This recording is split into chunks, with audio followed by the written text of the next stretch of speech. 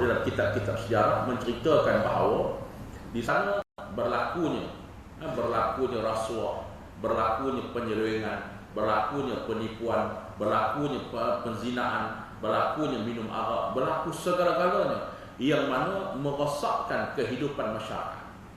Maknanya masyarakat, mana orang jahat lebih banyak daripada orang baik. Orang yang melakukan maksiat lebih banyak daripada orang yang melakukan kebaikan. Lalu suasana ini ataupun kehidupan ini, kehidupan yang tidak serasi dengan hati baginda. Kenapa? Karena Nabi dididik oleh Allah Subhanahu wa taala. Bila sebut dididik oleh Allah Subhanahu wa taala, maknanya Allah Subhanahu wa taala menanam dalam hati baginda bencikan kemungkaran, bencikan kemaksiatan.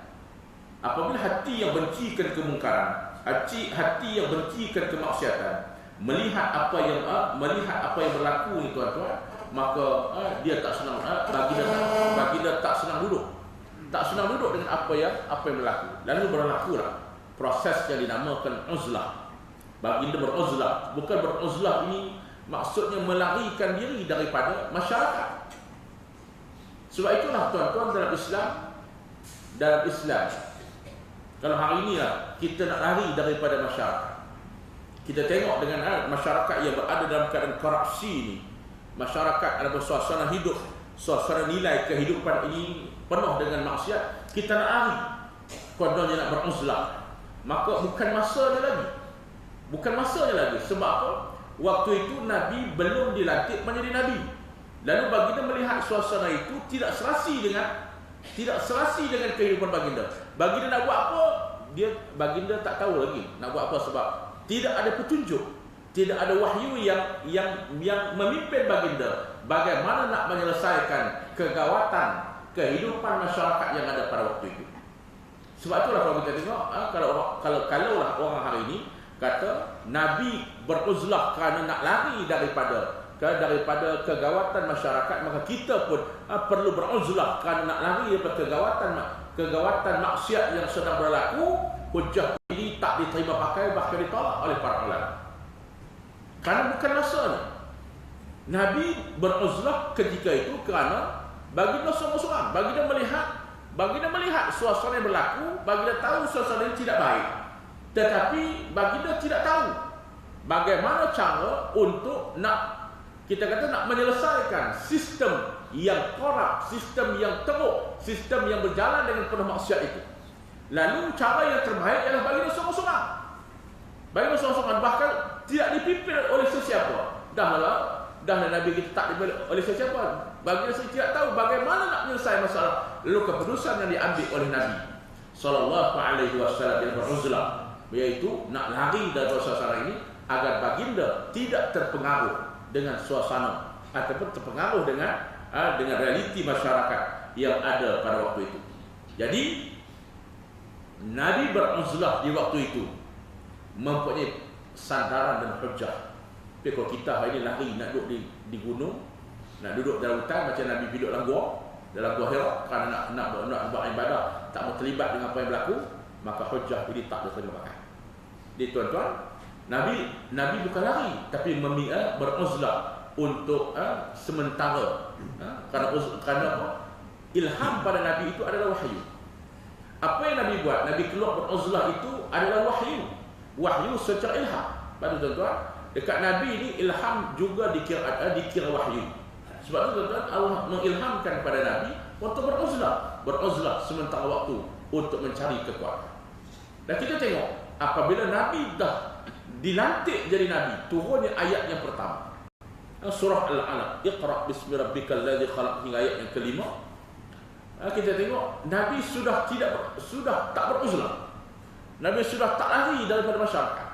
Bahkan Nabi ternanti-nanti apalagi perintah, apalagi perkara yang Allah Ta'ala nak sampaikan untuk baginda laksanakan. Nah, kita tengok di sinilah peringkat awal. Tuan-tuan, memang peringkat awal Nabi berkhabar. Sebab kata ulama, apabila turun wahyu pertama, jangka masa wahyu pertama kedua, sebahagian ulama kata 6 bulan. Ada ulama kata setahun, ada ulama kata 6 bulan. Jangka masa yang panjang sehingga sampai satu tahap dalam jiwa Nabi, baginda gairah nak terima ternanti-nanti, bahkan rasa rindu sangat bila nak turunnya wahyu daripada Allah. Nak tunjuk betapa semangat yang ada kepada Nabi, nak lihat apa lagi perintah yang bakal ataupun yang akan diturunkan oleh Allah Ta'ala kepada Nabi. Mana bersemangatnya Nabi bukan bersemangat nak lari, bersemangat nak merubah kehidupan masyarakat Arab jahiliyah yang ada pada waktu itu, yang hidup macam binatang di rimba. Sebab itulah apabila turunnya wahyu yang kedua, wahyu yang memerintahkan baginda untuk menyampaikan dakwah secara sirriyah, makan masa 3 tahun, bermula turunnya wahyu kedua, Nabi terus buat kerja, tak berhenti-henti, bahkan tidak ada istilah rehat untuk Nabi. Turun wahyu kedua, terus Nabi panggil anak-anak. Turun wahyu kedua, terus Nabi jumpa kawan-kawan, Nabi jumpa saudara mara, Nabi jumpa orang paling terdekat. Sebab itu kalau kita tengok peringkat awal yang masuk Islam adalah orang yang berada di keliling Nabi. Bahkan kalau kita tengok orang pertama, manusia pertama yang memeluk agama Allah ini ialah isteri baginda, iaitu Sayyidatina Khadijah radhiyallahu taala anha arda. Dan kita tengok apa yang dibuat Nabi terus menyebarkan dakwah. Dan di peringkat fatrah dakwah sirriyah ini, Nabi berhadapan juga dengan tentangan, tapi tak banyak. Tak banyak. Sebab dakwah cara pelan-pelan, dakwah cara senyap-senyap, jumpa kawan, bisik, cerita, jumpa buat menulis sikit-sikit bagi anak-anak makan, buat perjumpaan, perjumpaan dalam kelompok kecil yang dilakukan oleh Nabi. Itu pun berdepan juga dengan tentangan, yang mana Nabi menjadikan rumah Al-Arqam bin Abi Al-Arqam sebagai markas pertama dalam sejarah penyebaran dakwah Islam di atas muka bumi Allah.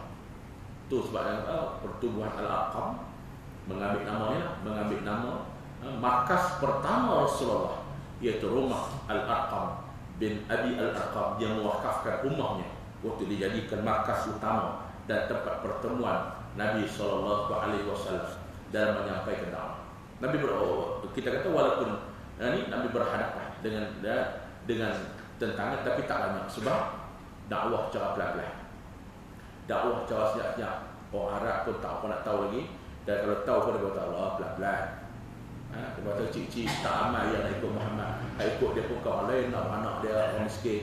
Peringkat awal yang masuk Islam itu, tuan-tuan, kalau kita tengok dalam sejarah, peringkat awal yang masuk Islam ketika dakwah Siriyah ni hanyalah terdiri dari kalangan orang miskin, terdiri dari kalangan hamba-hamba andi, terdiri dari kalangan orang susah. Bila yang masuk Islam ni orang susah, orang miskin, hak duk pakai kain pelekat dia, hak pakai tie tak masuk lagi. Orang tak nampak ancaman tu kan. Saya nak bawa dalam realiti yang berlaku. Dulu ketika kita menyampaikan dakwah Islam di bumi Malaysia, orang tak heran dakwah yang kita bawa. Sebab apa? Sebab hak ikut dakwah kita, puak pakai kepiah lembek, piah lembek yang kita pakai piah lembek, pakai kain pelekat, pakai baju Melayu. Kain pelekat pun kadang-kadang pedot sampai ke setengah lutut dah. Baju Melayu pun tak serika. Mereka kata, puak-puak ni yang ikut Islam dan tak pilih, tunggu masa nak mampu ya. Sebab mereka nampak hak ikut Islam semuanya leket-leket. Sebab tu tentangan, ancamannya kuat. Tapi kenapa bila dakwah jahiliyah Nabi seru? Bila ramai di kalangan pembesar Quraisy masuk Islam, antaranya Hamzah bin Abdul Muttalib, Umar ibn al-Khattab, Abu Bakar As-Siddiq ni terkira orang-orang awal, barulah nampak penentangan. Macam lah, kenapa lah yang tentang dakwah yang kita buat habis-habisan? Karena dulu dia berdoa, Allah, hak ikut Islam ni puak-puak pakai kain pelekat, dia buat apa? Tiba-tiba hak masuk Islam, yang mai ke Islam dari puak-puak pakai tie, hak duk pakai tie, pakai coat, baru dia rasa terancam. Sama juga zaman Arab jahiliyah dengan zaman lah, fenomenanya sama, cuma zamannya berbeza. Lebih kurang. Sebab tu ketika dakwah jahiliyah, ketika dakwah Siriyah, Nabi tak berhadapan dengan sampai tahap nak dibunuh. Sebab orang Quraisy kata Allah ikut Muhammad orang miskin. Depa makan berdarah pun tak nak, biar pilih ikut Muhammad, ikut Muhammad boleh bagi depa makan berdarah. Depa nampak macam tu. Sebab itu ancaman kepada dakwah kuat. Tapi apabila dakwah secara jahriyah ini berlaku dan orang Arab Quraisy, musyrik Quraisy mula nampak yang masuk Islam ni golongan-golongan bangsawan, yang masuk Islam ni golongan-golongan hartawan, golongan-golongan yang kita kata yang mana cakap mereka diterima pakai, golongan yang ada pengaruh, maka di situ berlakulah ancaman besar. Sehingga ada sahabat yang diseksa, ada sahabat yang dibunuh, dan kemuncaknya ialah Nabi SAW nak dibunuh. Kenapa? Kekhawatiran terhadap dakwah yang dibawa oleh Nabi SAW. Sebab itu mereka ancam macam-macam. Kemuncak dia nak bunuh Nabi kita Muhammad SAW. Tuan-tuan, bila berhadapan dengan ini sebagai seorang pemimpin, Nabi sebagai seorang pemimpin, tuan-tuan, tentu ada perasaan gundah gulana. Bila sampai dakwah, orang terima dakwah, Nabi tengok sahabat diseksa. Tuan-tuan, seorang pemimpin dia tak sampai hati tengok sahabat, anak buah dia diseksa. Apatah lagi Nabi tengok anak buah diseksa. Depan mata Nabi, anak buah diseksa. Macam-macam peristiwa pula. Tuan-tuan, kalau tuan-tuan masih ingat dalam sejarah, peristiwa pemulawan terhadap keluarga Bani Hashim dan Bani Abdul Muttalib.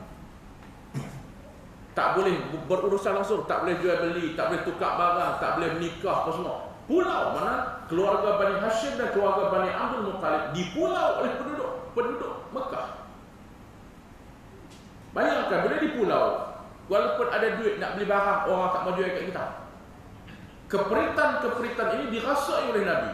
Lebih-lebih lagi apabila berlakunya kewafatan Khadijah, kematian Abu Talib, menyebabkan baginda lagi stres, lagi tertekan dengan tekanan-tekanan yang dilakukan oleh penduduk Quraisy kepada Islam dan juga sahabat yang bersama-sama dengan Islam.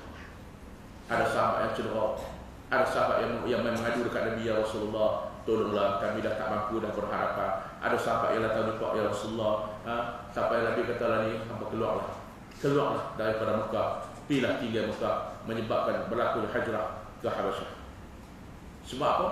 Tekanan ini. Sebab tekanan, bayangkan seorang pemimpin melihat rakyatnya, seorang pemimpin yang ada hati perut, seorang pemimpin yang kasih, seorang pemimpin yang sayang rakyatnya, melihat rakyatnya, melihat pengikutnya ditekan, dibunuh, sampai hari diseksa tiap hari, keluar rumah nampak mereka diseksa. Nabi bahkan bagi nasi rasa, tak makan macam mana, ambil batu ikat di perut supaya tak masuk angin, kerana lapar, tak makan, tidak ada benda makan. Nak bermuamalah, orang tak sudi bermuamalah. Bayangkan tekanan-tekanan ini, tuan-tuan, sebenarnya boleh buat kita gila. Kalau tak percaya, cuba tengok, orang yang tertekan lama-lama dia akan jadi gila. Walaupun dia dengar orang cakap kat dengar dia, yang kita namakan halusinasi, lepas tu dia cakap sendiri. Walaupun dia dengar orang cakap kat dengar, lepas tu dia pula cakap sendiri. Betul ni? Bayangkan tekanan-tekanan ini sebenarnya boleh merosakkan pemikiran. Dan inilah yang dilalui oleh Nabi SAW. Sebab dah tertekan, dah berhadapan macam-macam. Dan kita tengok di sinilah Allah Subhanahu Wa Taala mengembirakan baginda. Mengembirakan macam mana? Pertama, mengembirakan dengan pertambahan pengikut. Tuan-tuan, buat kerja keras, teruk nak buat kerja. Tiba-tiba ada penambahan. Daripada dulu buat kerja orang tak suka apa semua, bila buat kerja teruk, tiba-tiba ada penambahan. Itu merupakan satu keseronokan, kepuasan ketika kita bekerja. Lebih lagi bila dalam dakwah ni, dulu 5-6 orang gitu. Dulu hak ikut orang miskin, berpihak lah ni hak mai ikut kita 1000, hak mai ikut kita pun orang intelek, orang cerdik pandai. Maka ia sebenarnya adalah ketenangan, kepuasan dalam gerak kerja dakwah yang dilakukan oleh baginda sallallahu alaihi wasallam. Sebab itulah saya patut sebut di sini. Sebagaimana yang Allah Taala nyatakan, Allah Taala ringankan beban Nabi dengan cara